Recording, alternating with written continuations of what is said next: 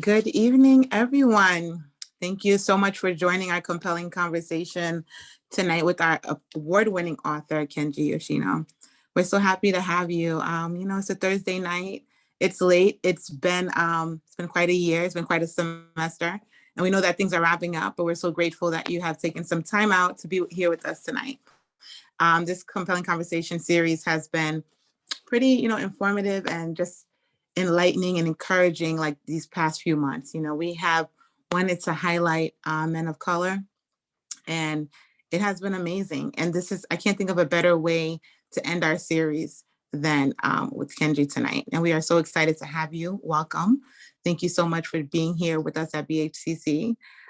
We had a great team that helped put this event together tonight, and you'll hear from them this evening. And I want to thank everyone who has been part of the planning, those who are just here excited to hear from our celebrated author. And I mean, that's just one of the many hats that he wears, right? But we're just so proud and so honored to be here tonight and to have him in our presence. So I will shift to Aurora, our Professor Aurora Bautista. She's gonna be doing the welcome for us. Good evening, everyone. My name is Aurora Bautista. I'm a professor in the behavioral sciences. And I'm just coming in to actually do a little bit of housekeeping for tonight's event.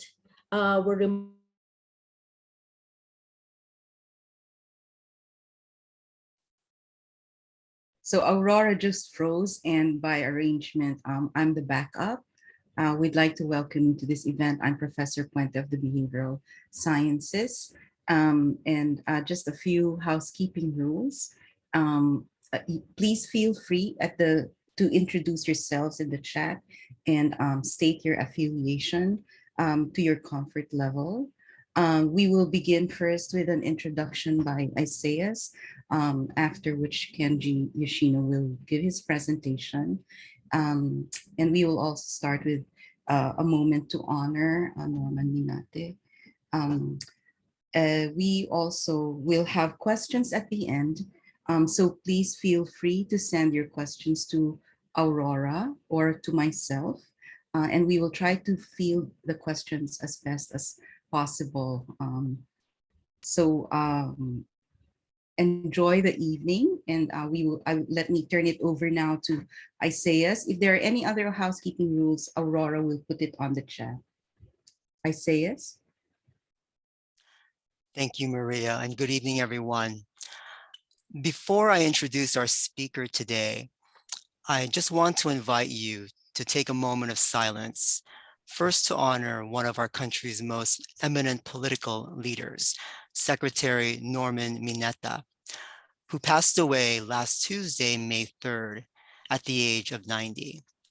Secretary Mineta was a Nisei, a second-generation Japanese American who was also a public servant for more than 20 years. He first served as mayor of San Jose, California, before serving as member of the US House of Representatives, and later as cabinet member under 2 presidents, the first person of East Asian descent to do so.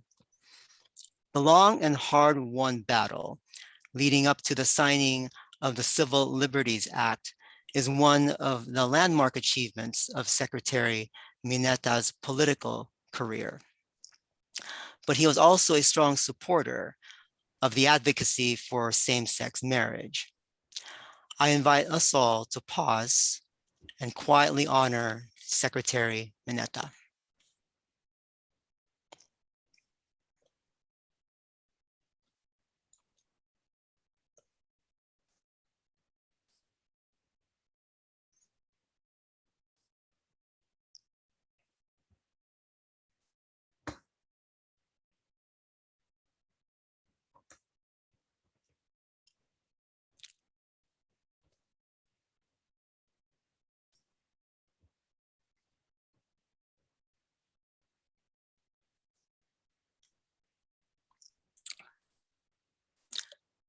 It is but fitting that we honor a Japanese American statesman who impacted our lives.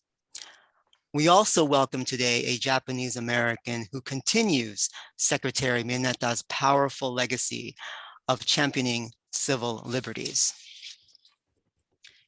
Kenji Yoshino is the Chief Justice Earl Warren Professor of Constitutional Law at NYU School of Law. He is an East Coast native, now living in NYC with his husband and 2 children. Kenji studied at Harvard, Oxford, and Yale Law School. His fields are constitutional law, anti-discrimination law, and law and literature. He has received several distinctions for his teaching and research, including the Podell Distinguished Teaching Award in 2014, the American Bar Association's Silver Gavel Award in 2016, an honorary degree from Pomona College in 2018, and the Peck Medal in Jurisprudence in 2021. Kenji is the author of 3 books and has published in major academic journals, including the Harvard Law Review, the Stanford Law Review, and the Yale Law Journal. He has also written for the Los Angeles Times, the New York Times, and the Washington Post. In 2011, he was elected to the Harvard Board of Overseers for a 6-year term. He also serves on the board of the Brennan Center for Justice, advisory boards for diversity and inclusion at Charter Communications and Morgan Stanley, and on the board of his children's school. In addition to teaching at NYU School of Law, Kenji is also the faculty director of the Center for Diversity, Inclusion, and Belonging. Together with the executive director, David Glasgow, he is writing a book focused on how to have diversity conversations to be published by Simon Schuster next year. Kenji, welcome. Thank you so much, Isaiah, and thank you all for your kind hospitality today. It's really an honor to be here with you tonight at Bunker Hill Community College. So I'm going to go ahead and jump right in by sharing my screen. And I hope that you can all see this title slide, which says Uncovering Talent, a New Model for Inclusion. So I'm going to begin with the problem that we're all trying to solve for, which is that many decades after we've been hard at work to make our society more diverse and more inclusive, the numbers at the top remain quite grim.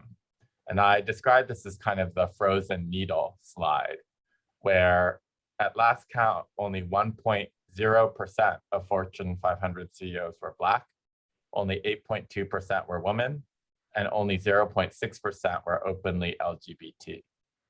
So we look at numbers like this, and we could pull numbers from anywhere, from academia, from law firms, from government, or what have you.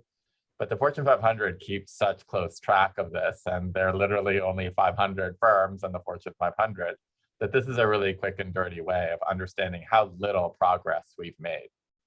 So I want to offer to you that we need a new theory for what's going on and how to solve it, other than, oh, it's just a pipeline problem, or there's structural forms of discrimination going on, or there's just a lack of interest in this particular field, or what have you. So this is not meant to be a theory of everything, but I hope to give you tonight another piece of the puzzle of what is causing this needle to freeze.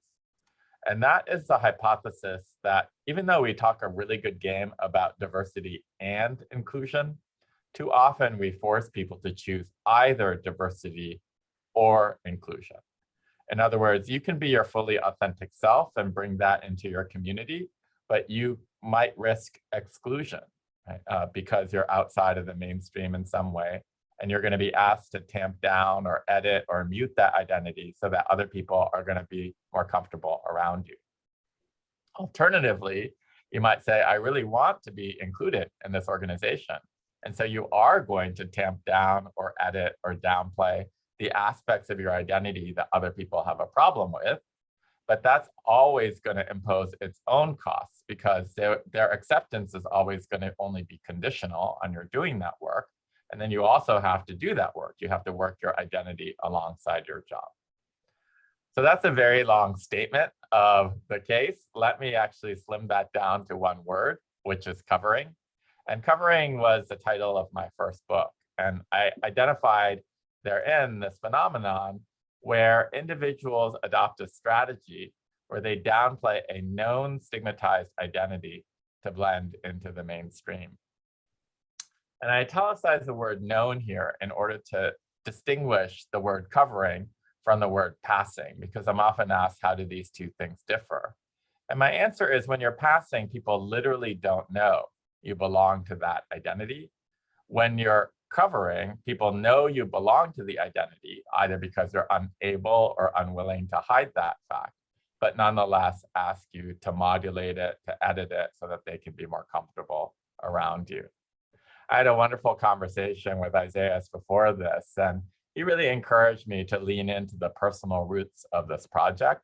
And so I want to give you a little bit of autobiography about how I came to write this book.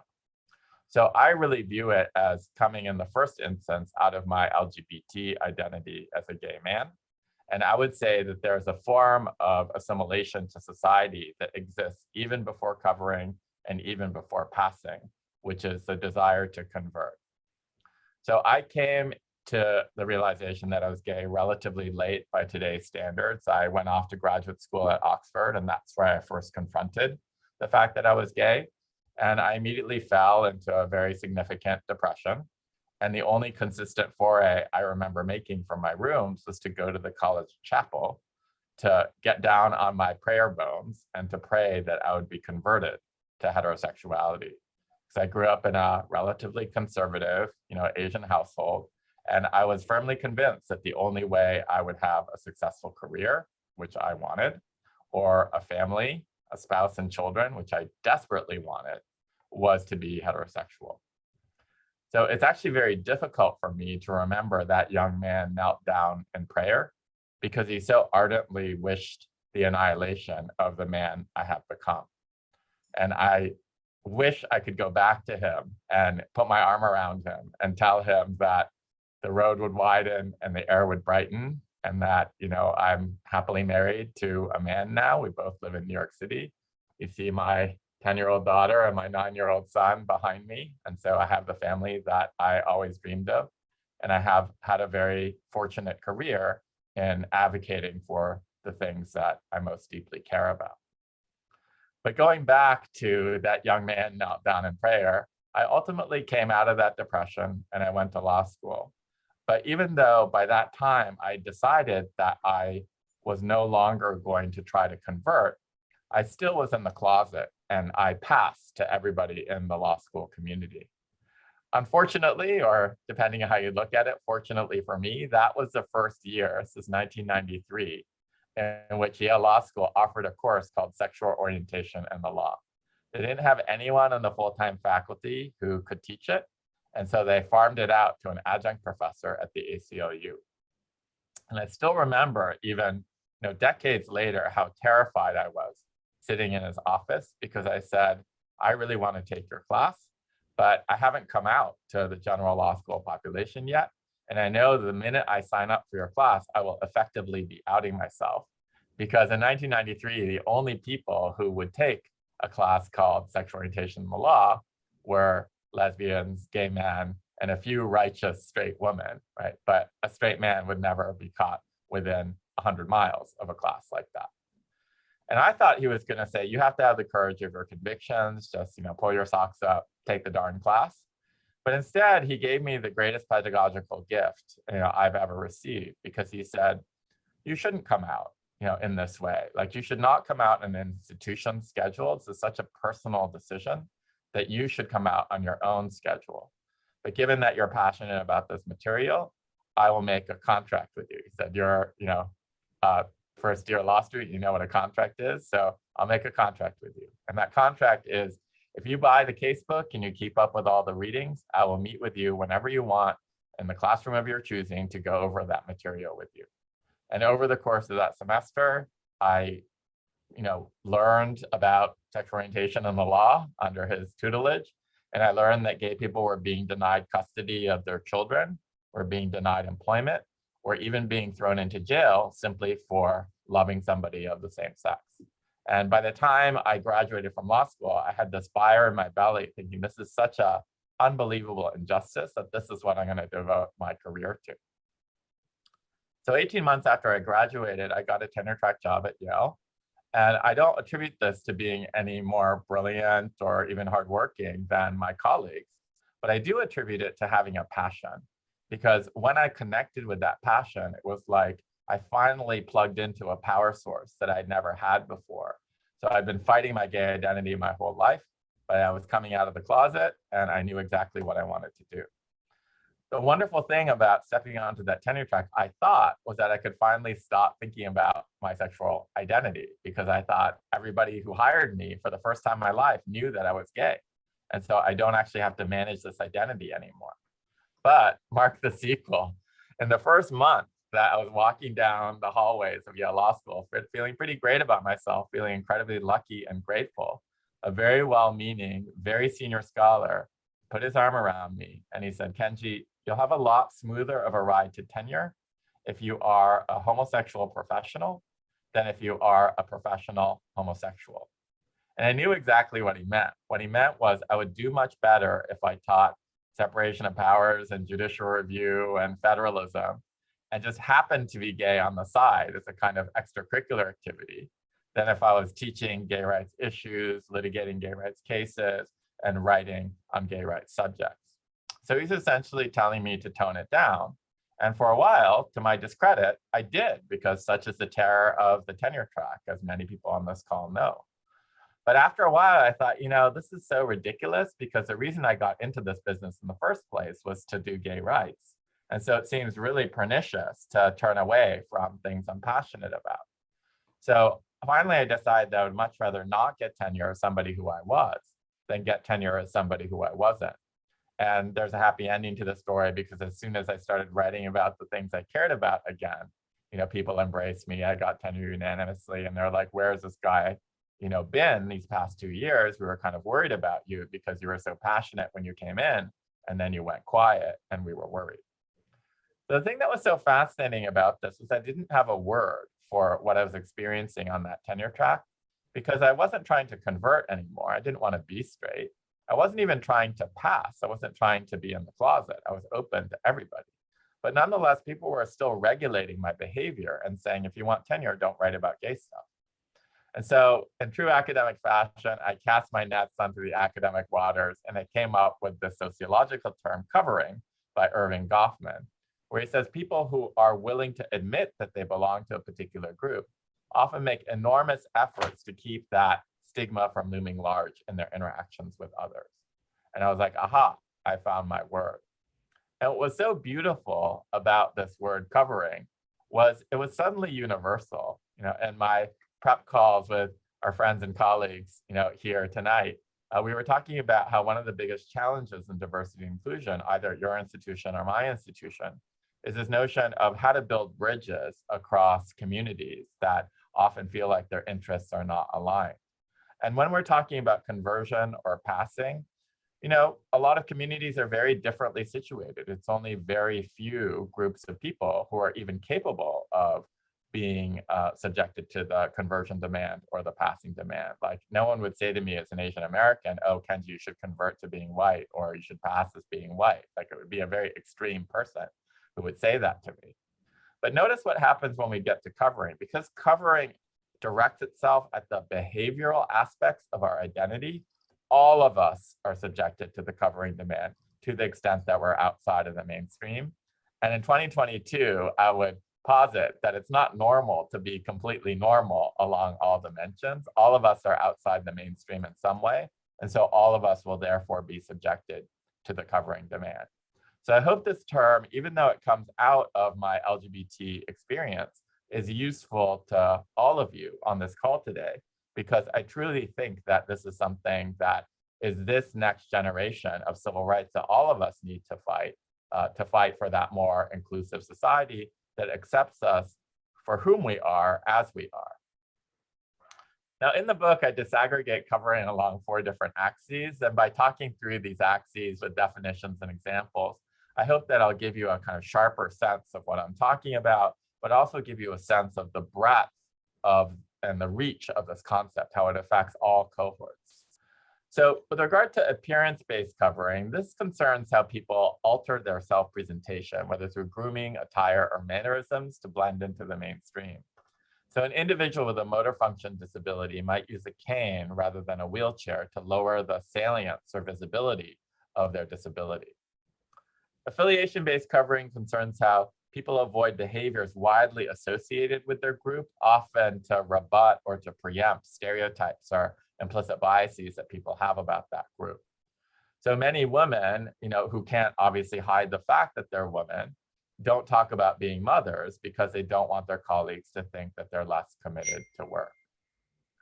Advocacy-based covering concerns how people avoid sticking up for other group members. So you might be a veteran and in the elevator and someone will tell an anti-military joke, and you might feel very reluctant to challenge that, lest you be seen as overly strident or militant.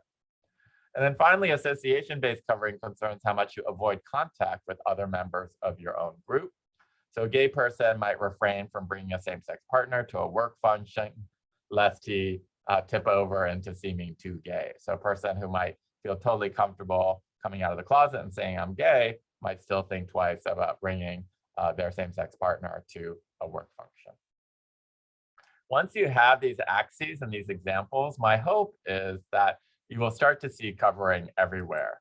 And I've taken 4 public figures almost at random, right, to show how widespread this covering demand is. So we had Prime Minister Margaret Thatcher, news anchor Julie Chen, President Franklin Delano Roosevelt, and Mahatma Gandhi. So beginning with Margaret Thatcher, when she was standing for Prime Minister, was told by her handlers that she needed to go into voice coaching because she sounded too much like a fishmonger's wife. And that was a very compact and succinct way of telling her the 2 ways in which she needed to cover. First of all, they said to her, well, you're a grocer's daughter, you have a working class accent, and you need to scrub that accent and speak in a more upper class tone if you want to command the circles of power. And the second point they made was, as a woman, your voice is very high-pitched and shrill, and you need to lower the timbre of your voice so that you exude more executive presence.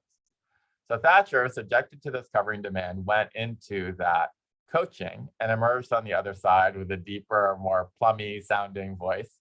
And the rest is history. She became prime minister and the first female prime minister in the UK. And importantly, she never complained about it. So she might just have viewed herself as, engaging in a form of executive coaching in order to get to the next level in her career. So I don't want to assume that covering is always harmful to the people who engage in it. Some people might just be like, okay, I'll do this. And it's the same as like learning a new skill, like, coding or typing or something like that. And if that's the case with you, I think you're one of the lucky ones, and no harm, no foul. But at other times, we know that covering is extremely harmful to individuals from the reporting of the individuals themselves. So Julie Chan was a cub reporter in the Midwest. She was acing all of her assignments, but she wasn't even given a shot at her dream job, which was to be an anchor. And when she asked her executive producer, why do you keep telling me how great I am, right? But why do you keep preventing me from even auditioning for this job? The executive producer says, you'll never get that job, Julie, because you look too Asian. And she shot back, what exactly about me looks too Asian? Like, what is the increment of Asianness that is so obnoxious to the average viewer of our station? And he said, points for candor, I suppose, right? It's your eyes, Julie. Your eyes look too narrow, too bored, and too indifferent. And the job of an anchor is to take people from one segment to a totally different one without having the viewer reach for the remote. And you can't do that with those eyes. So at that point, I think she could have gone to either a lawyer or a doctor. I wish she'd come to us because I think we would have won her employment discrimination suit in a hot second. But instead, she went to a plastic surgeon and she said, I want you to make my eyes more round and more Western because I've gotten this advice at work. And while you're at it, I want you to resculpt the contours of my face so that they look more Caucasian. And she emerged from the surgery looking as she does in this photograph. And like Margaret Thatcher, the rest is history. She's had a very, very successful run as a news anchor. But unlike Thatcher, she said in an interview just a few years ago that was both tearful and searing, that she still wasn't sure whether she had made the right choice because this had come at an enormous personal cost. because half of her extended family threatened to disown her for lacking ethnic pride as an Asian American. So she said, I experienced this as a tragic choice between my professional advancement and my personal heritage. And I hope that other Asian individuals who are coming up through the ranks don't need to make those trade-offs in order to succeed in this industry. Moving on now to President Franklin Delano Roosevelt. He used to always make sure, as I'm sure many of you know, that he was only photographed from the waist up, as here, because he wanted to downplay or hide the fact that he had a motor function disability and was in a wheelchair. I love this one novelistic detail about him, which is that he always used to make sure that he was seated behind a table before his cabinet entered. And I love that detail because it again drives a wedge between passing and covering. He certainly wasn't passing relative to his cabinet. They all knew that he had this disability, but he nonetheless felt like it was important to cover, that there was something really crucial, right, about making sure his more conventionally presidential qualities, I'm white, I'm male, were left in the foreground and his disability was left in the background. Like Margaret Thatcher, he never complained. So we might say, well, what's the harm?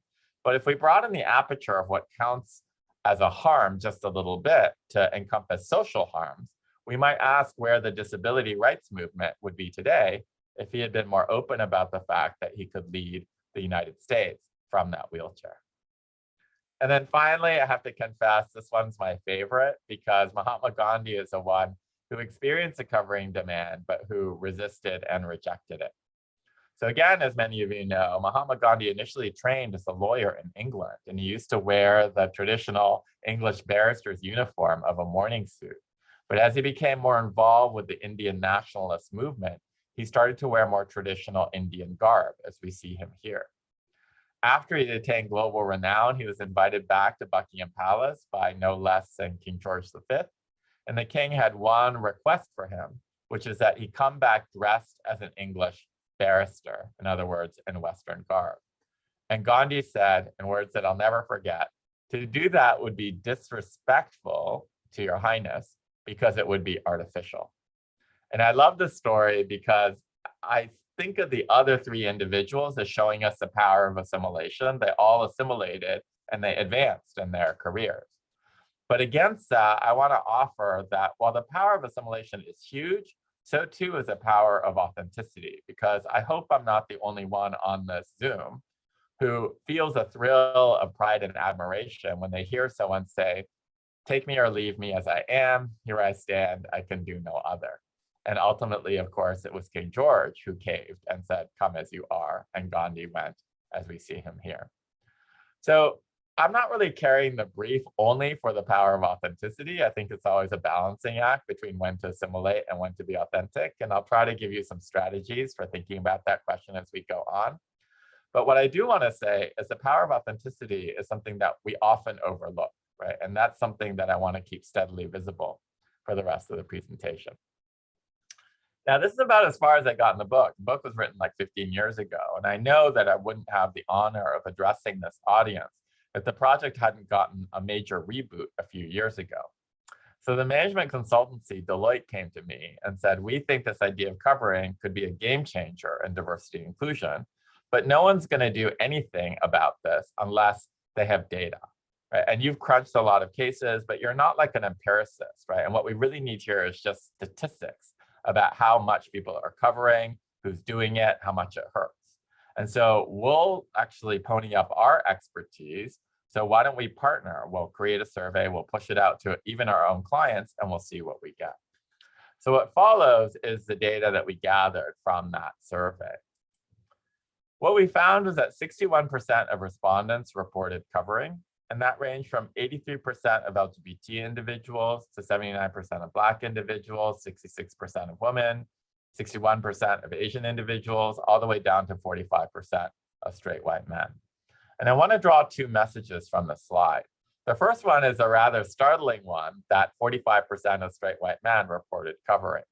And I think this is often a startling statistic because we generally think of straight white men as being on the outside of the D&I paradigm looking in. So they're either lionized as the people who are going to solve the problem for the rest of us or demonized as the people who are creating the problem for the rest of us. but they're on the outside of the diversity and inclusion paradigm. They're not in the soup with everybody else. What this data point suggests is that that's false, right? That many straight white men also feel like they can't be their authentic selves at work. And you see a data point like that, and the follow-on question is, well, how on earth do straight white men cover? In this survey, the top 5 ways in which straight white men reported covering were things like age, mental or physical disability or illness, veteran status, socioeconomic status, and religion. So that's message number 1. This is a truly universal project. It's not an us versus them project. Everyone benefits when people can bring more of their authentic selves into the workplace or into the classroom setting. The second message I want to draw on, though, is a contrast between that 45% of straight white men and the 61% of Asian individuals or the 79% of Black individuals who reported covering, which is to say, this is a tax that everybody pays, but we don't all pay it evenly. The tax is being assessed at much higher levels to groups that have been historically subordinated, right? And so I want us to keep both of those messages, clearly visible, that this is something that no cohort is immune from, but cohorts are not paying the tax at an even rate. Even if the incidence were this high, if people were like how I imagine Margaret Thatcher to be, and were like, I do this, but it's not harmful, then this wouldn't really be a project, right? So we had another battery of questions that asked about whether this was harmful to individuals. And what we found was that of the 61% who reported covering, 60 to 73% said that this was harmful to their sense of self. So even adopting a relatively parsimonious definition of harm, this is not harm of any kind, but harm that rose to a certain level, a supermajority of respondents said this hurt. And then I'm kind of proud of this. We anticipated that organizations would say, oh yeah, we get that this is happening, we get that it hurts, but we're not the ones who are the bad guys. Like the call is not coming from inside the house. We're an enlightened organization. We would never ask our own people to cover. So we had the wit to ask respondents, do your leaders expect you to cover? And 53% said, yes, our leaders do expect us to cover. And of that 53%, 50% said this expectation somewhat to extremely diminished their sense of commitment to the organization. So what we see is a downward spiral where covering demands create a culture of conformity, diminished commitment, and weaker performance. Obviously, what we're trying to do is to reverse the spin of that difficulty so that fewer covering demands lead to greater psychological safety, greater authenticity, and stronger performance. I haven't used the word psychological safety yet, so let me define it here. Psych safety is an amazing term, and it comes into the D&I literature through the Harvard Business School professor Amy Edmondson. And she describes it as a team climate marked by interpersonal trust and mutual respect, in which people feel comfortable being themselves. So psychological safety is what we need as a kind of springboard to be our most authentic selves. And for those of you who might think, as I initially did, that psych safety sounds kind of soft or spongy, I want to underscore that study after study has shown that psychological safety is highly correlated to high performance. So the Google Project Aristotle study took the 180 highest performing teams at Google and found that psychological safety was the highest correlate for that performance. I know this is a really august, audience, and so I know by this point some skeptical questions must be flitting across your minds. Rather than waiting until Q&A to address them, I want to just tackle head on these 2 questions that I get so often that I've decided it's just more efficient for me to build it into the talk. And so the first of those questions is, are all forms of covering bad? So let's say I came into your community tomorrow and I became your colleague. And let's say I became rabidly obnoxious in my behavior. And then Maria said to me, knock it off. You're driving everyone to distraction. You really gotta cool it. And I said back to her, well, wait a minute, Maria. You said that I could uncover and be my authentic self. And I just happen to be an incredibly obnoxious person. So if you really value authenticity, you have to value this behavior, right? I would submit to you that this is a school, a university, a college in which none of us would want to live or work or study. So clearly, not all forms of covering are bad, right? Most people would be like, please cover that, right? So if I'm willing to admit that some forms of covering are neutral or even beneficial to the smooth functioning of an organization, then I'm pushed to the harder second question, which is how then do I distinguish between the good and the bad forms of covering? And my answer here is quite simple, maybe deceptively so, which is organizational values. So in this survey, many people said, I have to cover the fact that I'm a conservative or I'm a liberal, that I'm Republican or that I'm a Democrat. In other words, I have to cover my political affiliation. And when we looked at that, we were like, well, no harm, no foul, because none of these organizations is saying it's a core organizational value for them to allow people to express their political affiliation. So you could argue these organizations have the wrong value, but at least they're not being hypocritical. They're walking the talk, right?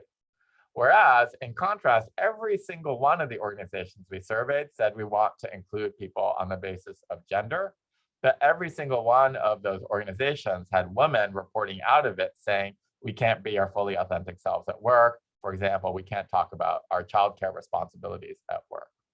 So in the second instance, not the first, we would say that's an organization with a problem, because that second organization is living under a value of inclusion rather than living up to it.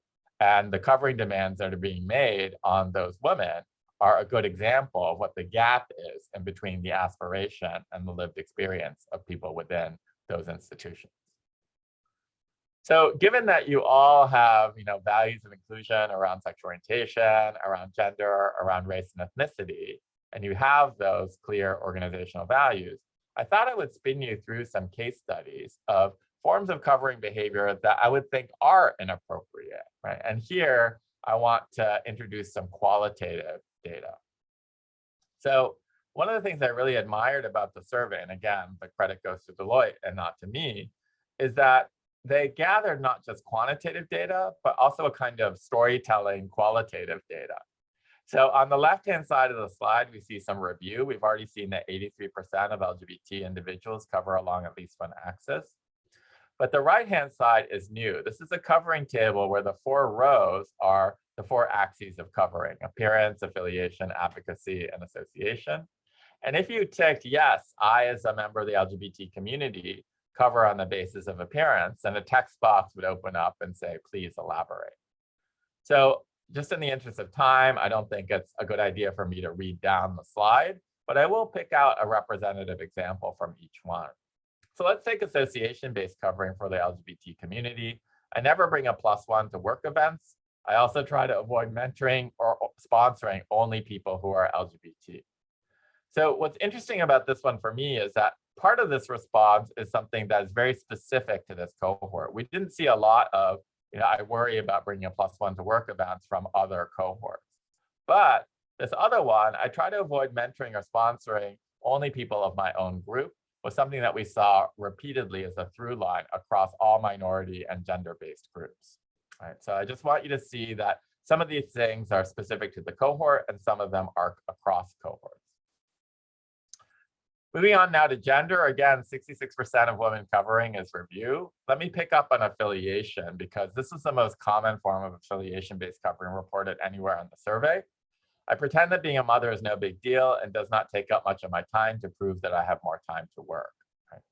So this came up so repeatedly that I thought there's got to be some social science out there on this. And sure enough, there's a wonderful sociologist at Stanford named Shelley Carell who writes about the fatherhood premium and the motherhood penalty. So 2 people can say the same thing. I just had a kid, but depending on their genders, very different things will happen to them. So if I, as a guy, say I just had a kid, then I will, trigger the fatherhood premium because the unconscious bias that's triggered, Carell says, is, oh, Kenji's now a provider. We have to pay him more because otherwise he's going to go to a competitor because he's going to be much more salary sensitive because he has those mouths to feed at home. Whereas if a very similarly situated woman said exactly the same thing, I just had a kid, a different unconscious bias would be triggered. And that would be, so-and-so is now a caregiver. We have to stop investing in her because she's going to work less, or she may even leave us altogether to take care of those children. So this motherhood penalty is something that is really severe. And if that weren't depressing enough, there's a follow-on study done by psychologists Peter Glick and Beatrice Aranda that asks, is there anything women can do to mitigate the motherhood penalty?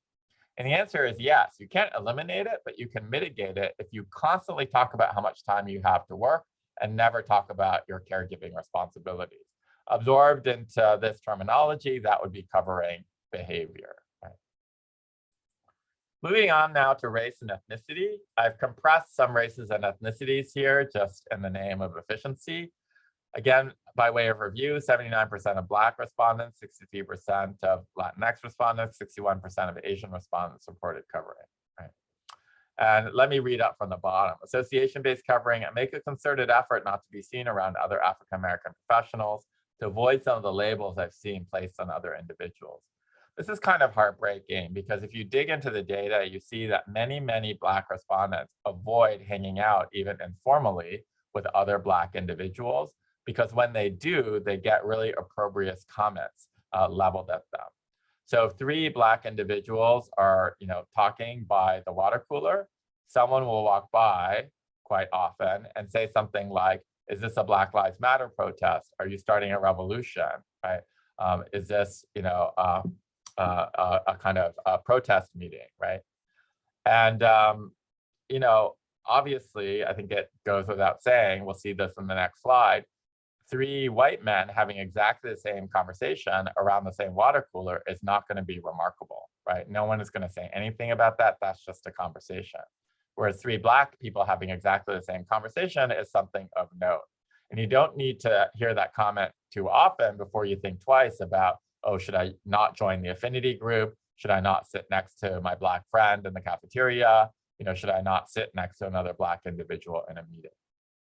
Moving up to advocacy and Latinx individuals, there are times when people crack jokes about being in Hispanic time and I go along with it so I don't seem like a drag. This particular joke was reported out far disproportionately from the Latinx community, but jokes in general were a really topical form of advocacy-based covering. And people said, I really don't know how to respond to jokes made about my group, and so therefore I just stay silent. Notice that they're dangerous both ways, right? There's a danger of seeming to overreact if you, resist a joke and you challenge it, because then people say, oh, Kenji's humorless, or he's a snowflake, or he's, can't take a joke, or he's hypersensitive. But if I remain silent and I don't challenge a joke that's, say, made against my Asian identity, then I walk around I can testify to this from sad experience for the rest of the day, feeling upset at myself for not having stuck up for myself and for my community, right? So they're dangerous both ways in this, and advocacy-based covering puts people to a very hard choice.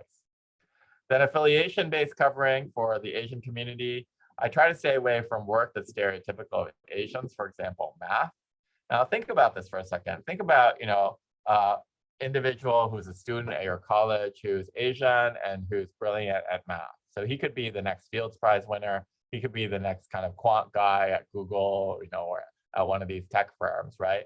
And he's passionate about math. He loves it. But because of his ethnicity and stereotypes around his ethnicity, he decides, I'm not going to major in math. It's too much of a stereotype to have another Asian person who's a math major. So I'm going to major in comparative literature instead. Nothing wrong with majoring in literature. I did that myself, but I was passionate about literature. What I object to here is that someone is avoiding a stereotype and then letting that lead him down a path that has nothing to do with his or her passions, right? So for those of you who don't think this is consequential behavior, it can literally change the course of your life and your profession. My last kind of covering table is about straight white men. So again, 45% of straight white men cover along at least one axis. Appearance, here's an age example. I color my hair to hide gray and look younger. Affiliation, I avoid any references or hints to my mental illness.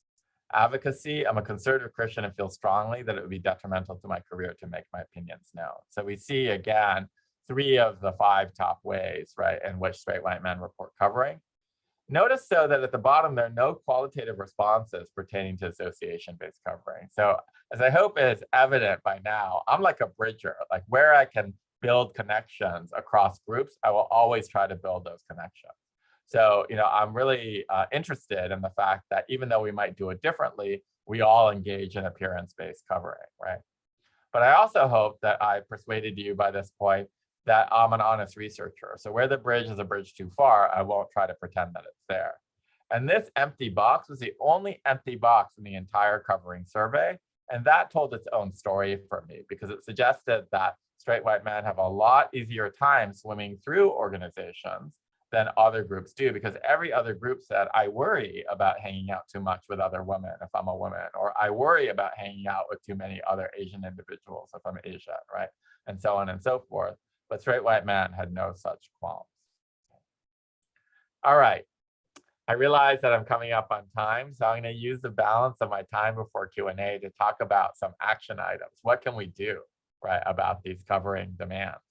Because I always hate it when academics get on a stage, actual or virtual, and give these really elegant diagnoses of problems and then run off the stage without saying a single constructive thing that we can all do to take care of those problems. So let me spend the rest of my time just talking about strategies for resisting covering, for uncovering talent. So I have 3 strategies here: diagnose those covering demands, be an ally, and share your story. So with regard to diagnose covering demands, this might seem like weak tea because you're not doing anything, you're just observing and analyzing something. But I just want to highlight that, as Gloria Steinem said, we couldn't do anything about sexual harassment until we named it and we hammered that name into the public vocabulary. So similarly too, we can't do anything about covering until we can identify it, name it, and call people out when they engage in covering demands that are directed at us.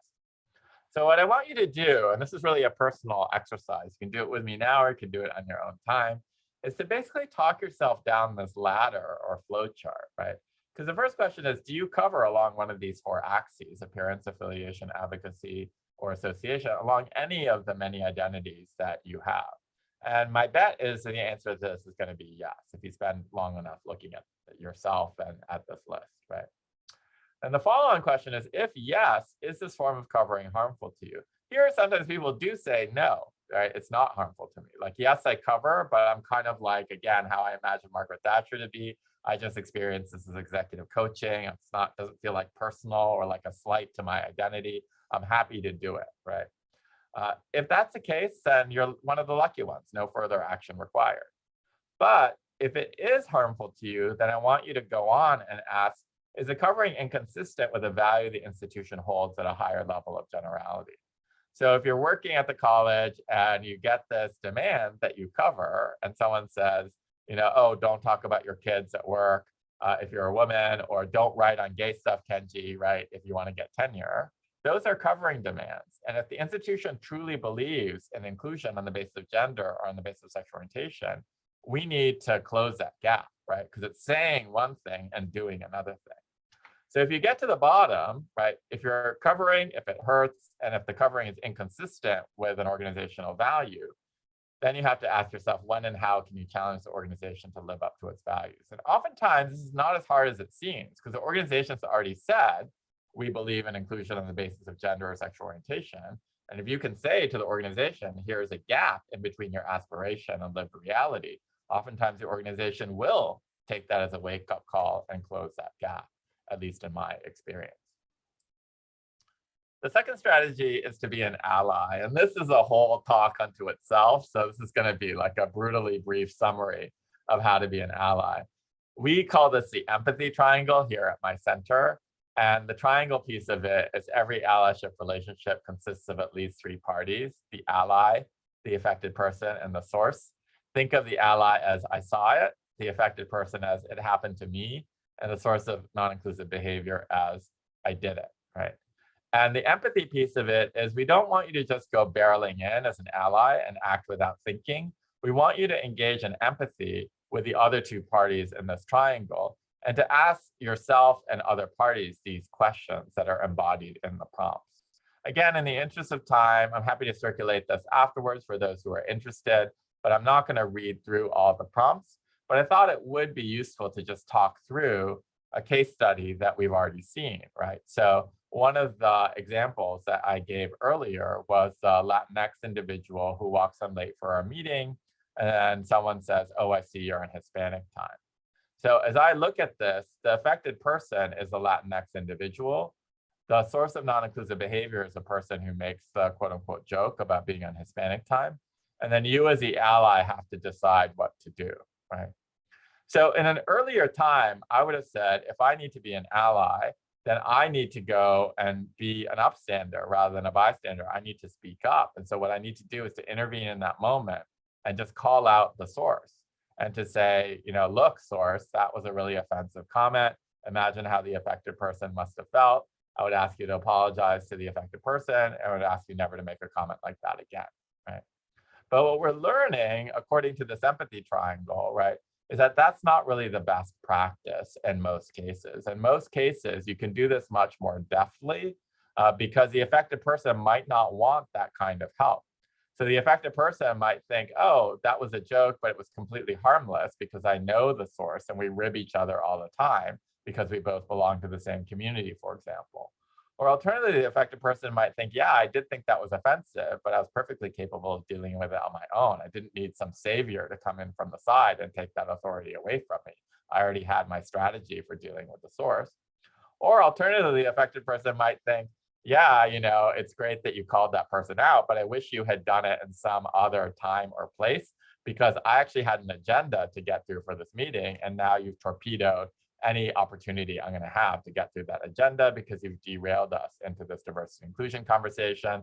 The source is never going to listen to another word I say because he's so flooded, right, with self-threat about being called a racist or a bigot or what have you, right? So we do want you to follow these prompts, but we want you to be good allies when you see a covering demand directed from the source to the affected person. Because one thing that the social science is very, very clear on is that allies are much more effective in interrupting those covering demands than the affected people themselves. If the affected people speak up, they're seen as, again, thin-skinned, as whiners, as snowflakes, what have you.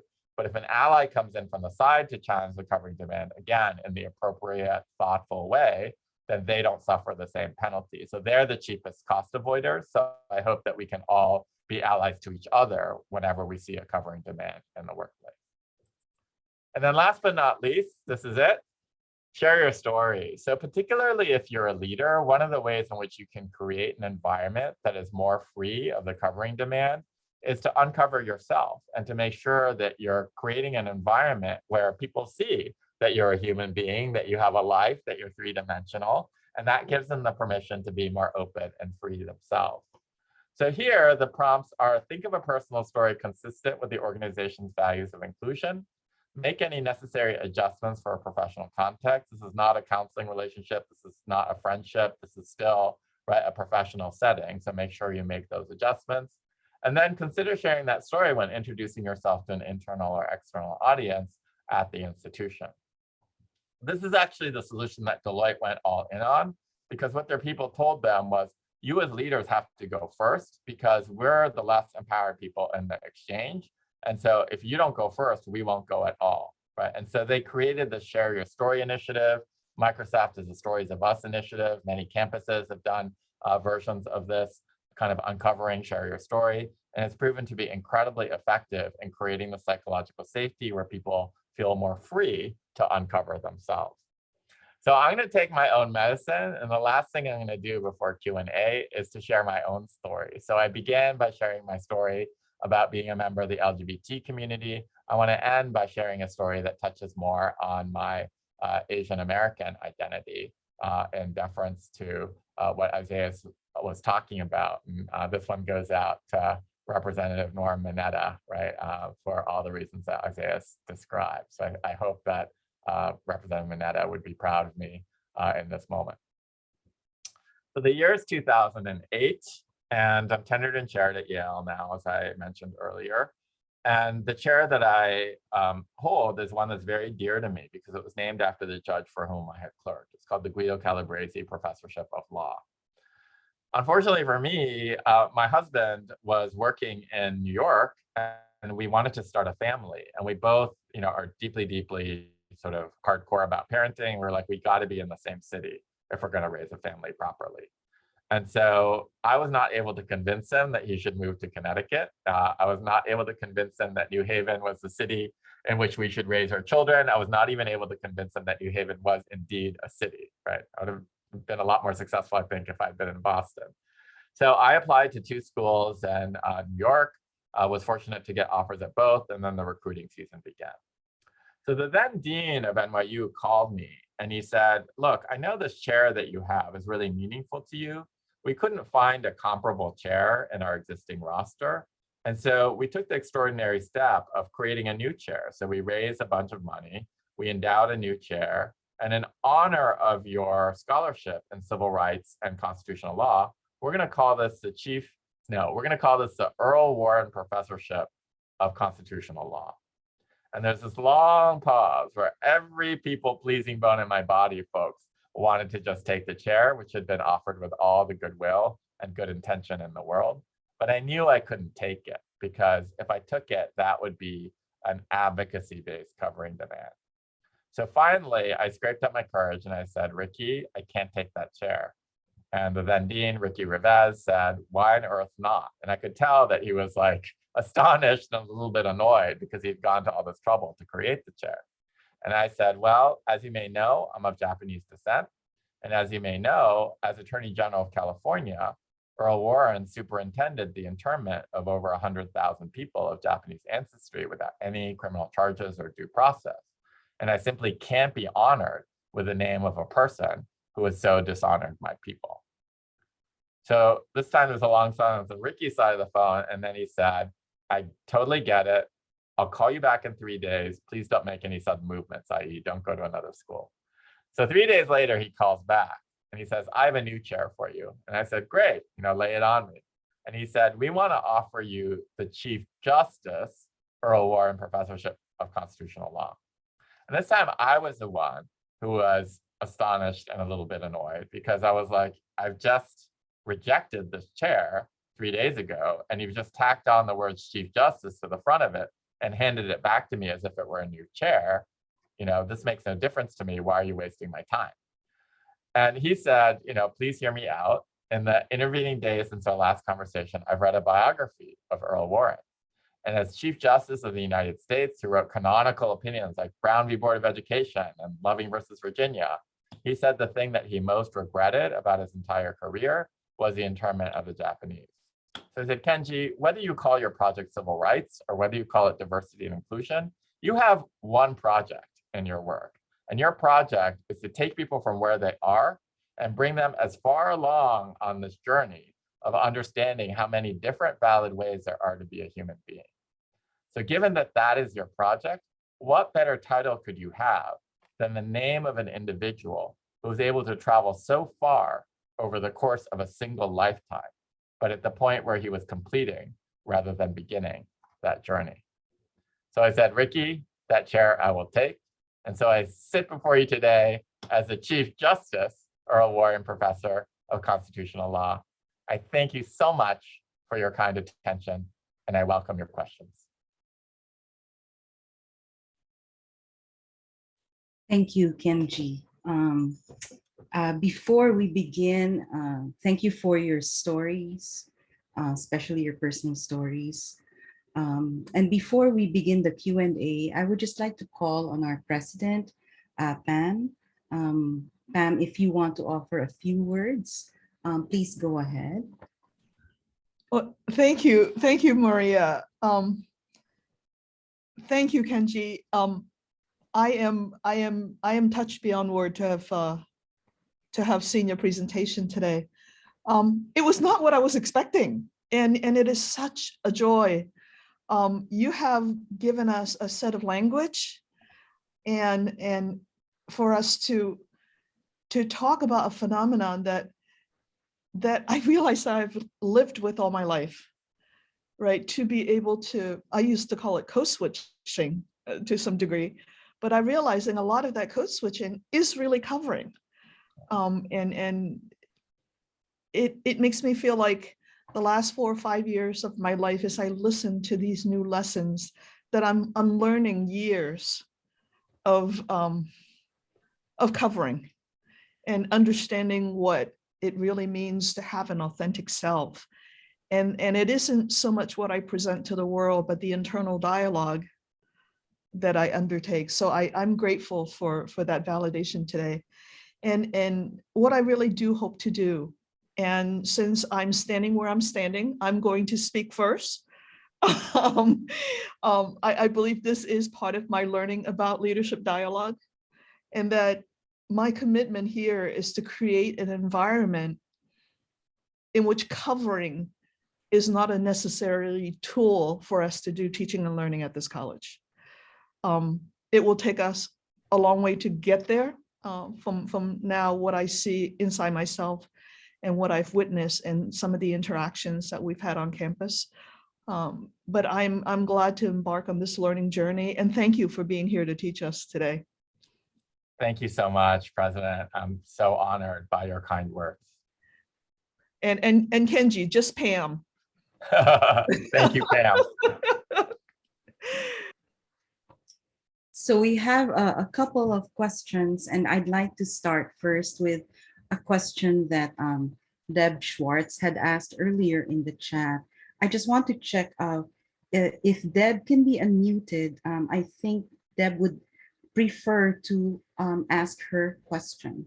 Professor Schwartz from the English department. Deb, you are a co-host now, so go ahead and ask your question. Yikes, I didn't really want to go right after Kenji and Pam. Those were really powerful stories, like Pam just said, Kenji. And Pam, your courage and vulnerability is also really moving. I was just wondering if there's research or data that either, you know, Deloitte or you or others are conducting around the notion of covering, about how institutions like ours, academic institutions, workplaces, like what are the qualities, what are the mechanisms to kind of mitigate against asking people to cover? You know, is there any data or research that's sort of looking institutionally about the conditions? There's not much, right? But you know, the closest that I can come as a good start is the Amy Edmondson work, right? Of saying that psychological safety is deeply, deeply correlated to performance. So I want to sort of put a little bit of an asterisk next to that, because you know, I think that's an issue of human dignity, right? So I don't want to say, oh, it's because organizations function better if there's psychological safety that also allows people to uncover, right? That's the reason we should do it. But, you know, I think because it's seen to be a kind of indicator or a movement that will allow an organization to be more effective, particularly the Project Aristotle Google study suggests that there's a really strong correlation between psychological safety and high performance, and also a very strong correlation, almost by definition, between psychological safety and the ability to be yourself. So that study out of Google says, why is it that psych safety is so important for, you know, securing such high performance? And their answer was really interesting, Deborah, if I may call you that, because what they said was, imagine a team where the team leader says, I've just had a chemo diagnosis, or sorry, a cancer diagnosis. So I'm going to be out with chemo for the rest of the month of May, right? And he knows that if he says that, the team is safe enough psychologically that they're not going to write him off, they're not going to undermine him, and they're going to do nothing but support him, right? The authors of the study said that's the same team in which someone can take a professional risk, like saying, here's a crazy idea, what about self-driving cars, right? And so they make the case that psychological safety is sort of a predicate both for human flourishing and for, you know, workplace success. So then the million-dollar question becomes, okay, if psychological safety is what we're looking for, then how do we create psychological safety? And the two components that Amy Edmondson refers us to are sort of egalitarian participation. So for example, like making sure if you're the team leader, it's a really silly, simple example, but making sure that everybody gets equal time to talk, right? And then the kind of social sensitivity to understand the various cues around the table where people are not feeling psychologically safe and being attuned to that, right? And if you can do those two things, then you're going to have a much more psychologically safe environment. So that's one tranche of research that might be of interest. The other one is more kind of just experiential, Deborah, and that's really that I don't want to focus so much on covering performances. You weren't doing this, but I just want to make sure that we all are sort of level setting on this. I want to focus on covering demands. And what I mean by that is that I don't want people psychoanalyzing me and saying, oh, you know, Kenji seems pretty extroverted, like, oh, he's just covering for the fact that Asians are supposed to be really introverted, and so he's overcompensating, right, in order to, like, you know, be more charismatic or what have you, right? Whereas I might just be being my, you know, true self, right, in this, because we know there's a wide span of, you know, personalities within any community. So I'm not at all interested in having people psychoanalyze me about whether I'm covering or not. I'm also similarly not interested at all in psychoanalyzing other people and saying, oh, you know, this person is behaving in this way because they're covering, right? And instead, what I'd like to do is to be looking at covering demands, right, that I see in the workplace or in the university or in my law school, and say, how am I going to interrupt those covering demands? How can I exercise my allyship so those covering demands aren't made? So, you know, I would never say to somebody who was gay, who chose not to teach gay rights, right, that that person was self-hating or covering or whatever, right? That person might just be interested in other things. I happen to be interested and passionate about gay rights, but not every gay person needs to be that way. What I want to look out for, Deborah, is that moment, which actually happened at my prior institution, where someone at the institution says, you're not going to get tenure if you write on gay stuff.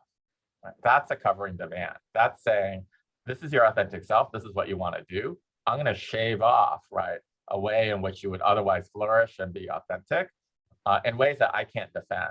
Because later on, I actually confronted him. I got tenure first, but I confronted him. And I said, remember that advice you gave me? That cost me 2 years of my life.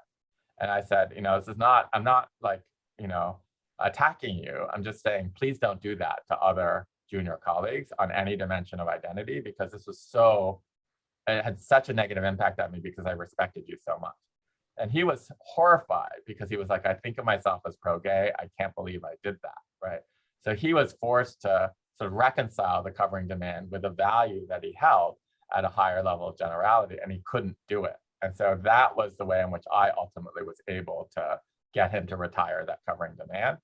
But it's laborious work, right? This is everywhere around us. So we have to go, it's a little bit like whack-a-mole. It's like infinite and infinitesimal sets of interactions where we're constantly interrupting these covering demands and asking people to live up to their values, right? Rather than simply living under them. Does that help?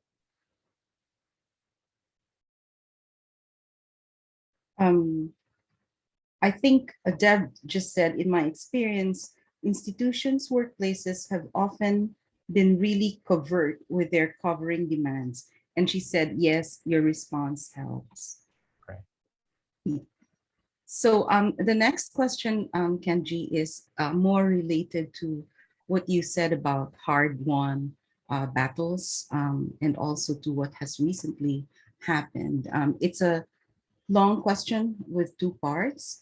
Last Monday evening on May 2nd, the draft of a Supreme Court ruling that could potentially overturn Roe versus Wade was leaked out to the public. Justice Alito had reportedly pointed out how the US Constitution is silent on the issue of abortion. In his words, to quote, Roe was egregiously wrong from the start. Its reasoning was exceptionally weak, has been quoted and frequently highlighted in the press.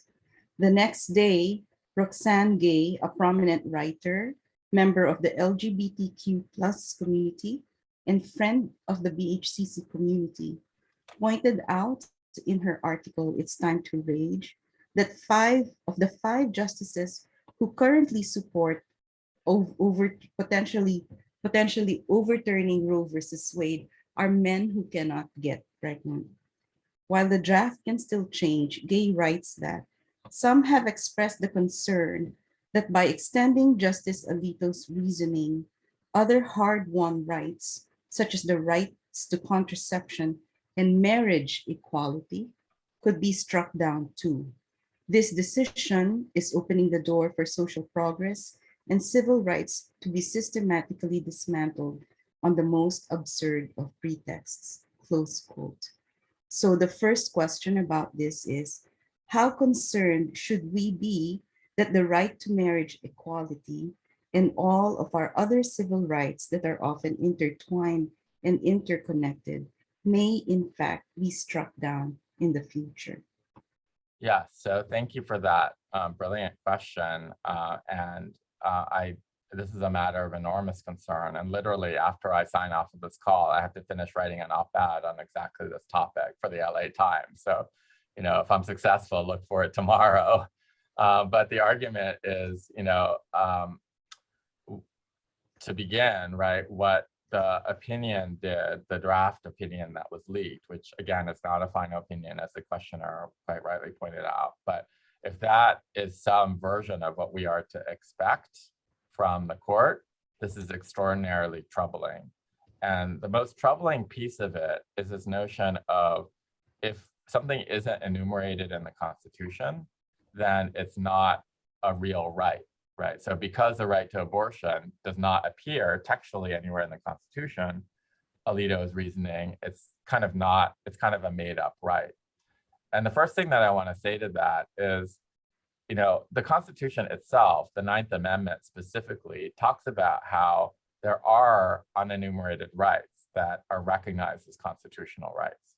So the Ninth Amendment says, in sort of pertinent part, the enumeration in the Constitution of certain rights shall not be construed to deny or disparage others held by the people. So there's text in the Constitution that says there are non-textually enumerated rights, right? So you can't really get around that as a textualist. The right to marry or the right to vote, neither of those are in the Constitution as standalone rights, right? So it has to be not, are there unenumerated rights in the Constitution, but which rights are worthy and which rights are going to be eviscerated. And the thing that troubled me the most about this draft opinion was that he said history should be our guide. So in order to be recognized, the right has to be deeply rooted in the nation's history and traditions, he wrote, right? And he cites back to a precedent saying that. But notice what happens if you say the only unenumerated rights that we're going to recognize, because we have to recognize some, are those that are deeply rooted in the history and traditions. If we have a constitution that was framed because of status-based exclusions from we the people, right, by propertied white men, obviously there are going to be huge gaps in knowledge, right? And there's going to need to be a lot of updating done to the Constitution to make it worthy of the 21st century.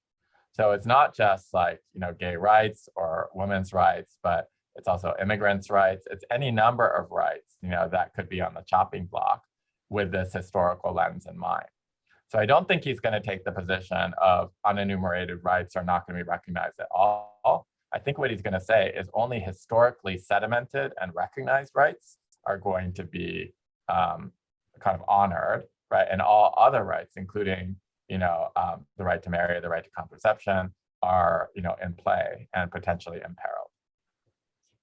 And a follow-up to that question, what are your thoughts on how we can all promote genuine allyship in a situation like this, when the sources of non-inclusion are themselves members of the highest court in the nation and supposedly the experts in the law? Yeah, so again, a really good question. So I'm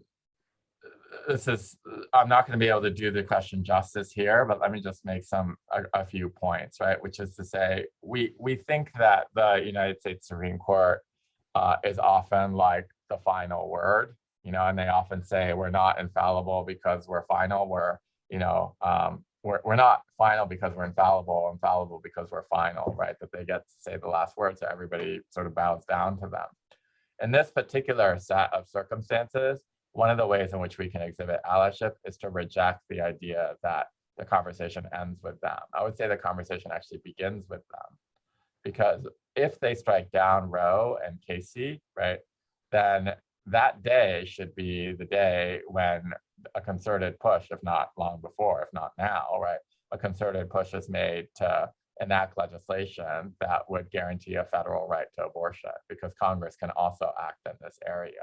And Congress, unlike the court, is much more democratically accountable, right? And so there are ways of being allies in that sense as well.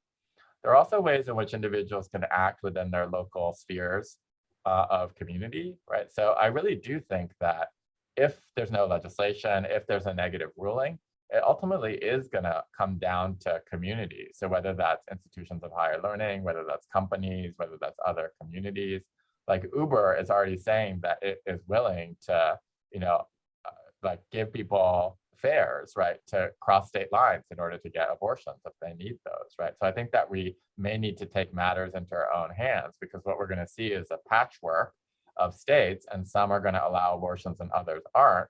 And so we are going to need to be the rides for those people. Like, we are going to need to mobilize in such a way so that women who would otherwise not have access to abortions, have access to those abortions. So I realize this is not very satisfying. I myself, I'm very sad. I never thought I would see this day, right? Like, I always thought, especially after Casey was decided in 1992, that the court wouldn't dare to strike down not just a precedent, but a super precedent of the court. But apparently, everything is on the table. But we're going to need to see a lot more citizen mobilization and not letting the Supreme Court be the last word on this, because, folks, it's not just going to be abortion. It's not just going to be same-sex marriage. It's not just going to be contraception and just bodily autonomy. It's also going to be the death of affirmative action. It's going to be about the courts imprimatur and so-called reverse discrimination claims. It's going to be the whole thing. It's going to be, the erosion of the Establishment Clause and the separation of church and state on every front, that you can imagine, right? Society is going to undergo a seismic change because of the 6-3 conservative court. We have two last questions. Jean wants to ask a question. Can we please unmute her? And then after Jean, we have one comment that I reserved for the last, which is Dr. Johnson's comment, because I think it's a good comment to bring up. Jean, do you want to speak up and ask your question? And audio, can you please unmute Jean? Jean Human.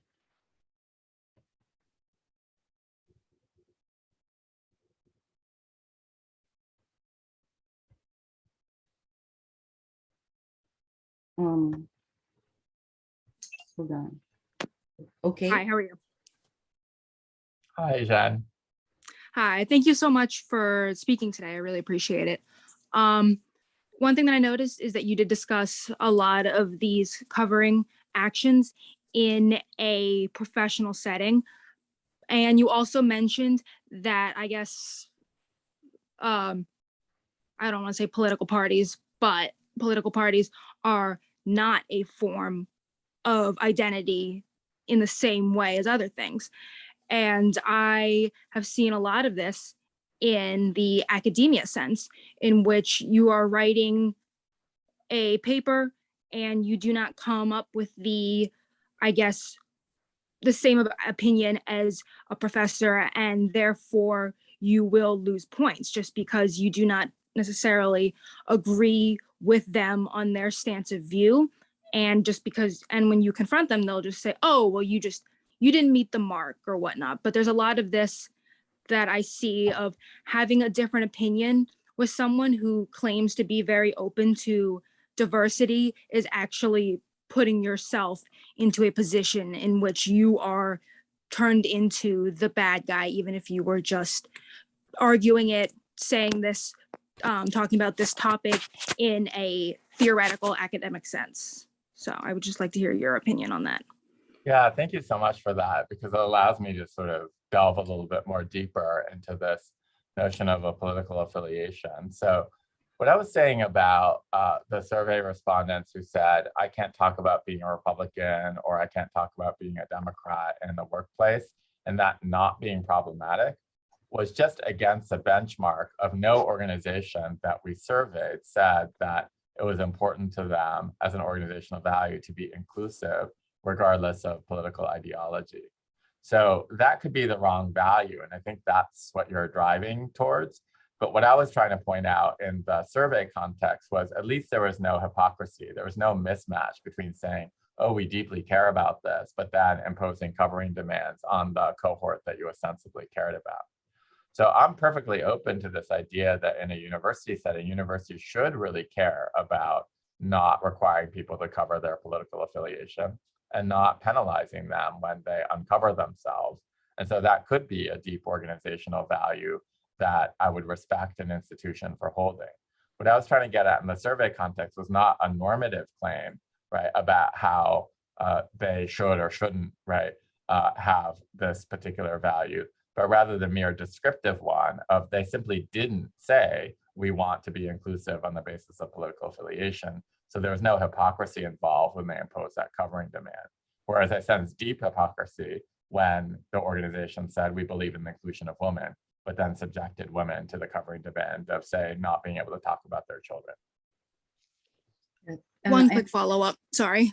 Oh. A lot of places will not, they'll just give maybe say 5 things or identities in which they are trying to include for, but by not including the other ones, doesn't it open them up to allowing them to, forcing them to cover these values? Absolutely. And I think that then it becomes a values conversation. In some ways, it's like I more than welcome that because I want to have this as a conversation about values. So when I feel very successful in the covering work, it's when an organization, whether that's a university or a corporation or a law school or what have you, right, is administering the covering survey and they realize that there are all these forms of covering that they're imposing on their people, to go back to earlier questions, right? And then that becomes a values conversation of which of these forms of covering do we think are okay and which of these forms of covering are simply not okay because we can't sort of justify imposing them on our people. And so it becomes a kind of soul searching process where you discover what your values actually are when you realize the ways in which you're asking people to downplay or mute or edit their own identities in order to be members of good standing in the community. Okay, so thank you, Jen. I just wanted to end with one comment that Dr. Johnson first posted, and he said that with regards to your the research you presented, that intersectionality would prove to be a great place to do a deep dive. And I wanted to know if you wanted to make a comment on that, address it. Yeah, I'd love to. Thank you so much for that, because intersectionality, as I'm sure everyone in this call knows, but I just feel like in the interest of being inclusive, I just want to define it. It comes into the literature through the legal scholar Kimberly Crenshaw, and she says, we don't just have one identity, right? So we often operate at the intersection of 2 identities or more. And she developed this through a legal article in which she was looking at this case. And she does this brilliant analysis of this case that was brought by Black women against the automotive company. And the judge looked at the Black woman bringing the case and he said, first, is there race discrimination? He said, no, there's no race discrimination because I see some Black male executives. And then he turned and he said, now I'm going to turn to the gender discrimination claim. Is there any gender discrimination? No, there's not, because I see some white women succeeding in the organization. So then he said, end of case. I've looked at both of the claims that were brought, race discrimination, gender discrimination, I haven't found any, so case dismissed. And what Crenshaw points out is that the people who are left out in the cold there are Black women, right? Because he's only going axis by axis and not looking at the cumulative disadvantage that Black women are experiencing by dint of being at the intersection of 2 subordinated identities, right? So in fact, like I didn't present it, in this presentation just for brevity's sake, but the first thing that I asked the Deloitte team to do was to give me a spider chart of the 4 axes of covering: appearance, affiliation, advocacy, and association for the following four cohorts: for white men, for white women, for Black men, and for Black women. Right? And what we found was that white men engaged in the least amount of covering. So if you think about a diamond where the biggest diamond is like 0% covering, white men were very close to that, right? And then nested tightly within them were white women. And this sort of comports with the research that Frank Dobbin and others have done to say diversity initiatives benefit white women the most, right, immediately. And then there was a huge jump to Black men, and then nested within Black men were Black women, right? So I looked at this and I was like, this is a publishable result because it shows, right, exactly what Crenshaw is saying, which is to say that, Black women are under this double cloud, or women of color generally under the double cloud of needing to deal with both forms of subordination. Okay, thank you so much. What a very rich evening of sharing and Q&A. At this point, being mindful of time, everyone's time, I'd like to turn it over to Naomi for the closing remarks. Naomi?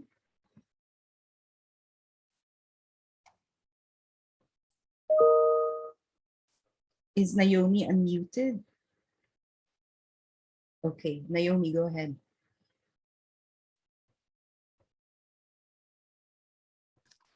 Okay, yeah, thank you. Kenji, thank you so much for joining us tonight. And I mean, just the length of an engagement of this Q&A shows that we need to bring you back for, even bigger thing, maybe a professional development or something. Like, this has been an excellent presentation. Your words are, I mean, kind of what Pam said earlier. Like, it really helps us. Like, you're almost forcing us to look into a mirror, both personally and professionally, and how we are engaging with our colleagues, how we are, how did you call it, Pam? How we are engaging with our colleagues, how that we are like, how we are administering the work, like as an administration, how are things working, and how are we representing ourselves within the workplace. And speaking about true inclusion, it's true. Unfortunately, sometimes the people do feel a risk. If I do bring my whole self here, what's going to happen? And we keep saying it. We're saying, please, we want your whole self here. We want to bring your whole self here, and people are hesitant, and we want to get past that hurdle. And I really appreciate what you have said tonight. Thank you for your time. And, I know those experiences may have been negative, but it's just amazing how you've been able to change the tide. And now that it has such a positive impact, and you're teaching so many of us so many things. And we're looking forward to more of it. So thank you so much for joining us tonight, Kenji. We really appreciate it. Thank you so much for your hospitality and kindness and engagement tonight. I greatly appreciate it. Yeah, thank you. And thank you everyone for joining. Maria, Aurora, Isaiah, and the whole events team. Thank you so much for your participation. Everyone have a great evening. And this concludes our compelling conversation series. And on a great note, on a high note. And we're so happy and so proud. Thank you, everyone. Have a good evening. Thank you, Kenji. Thank you.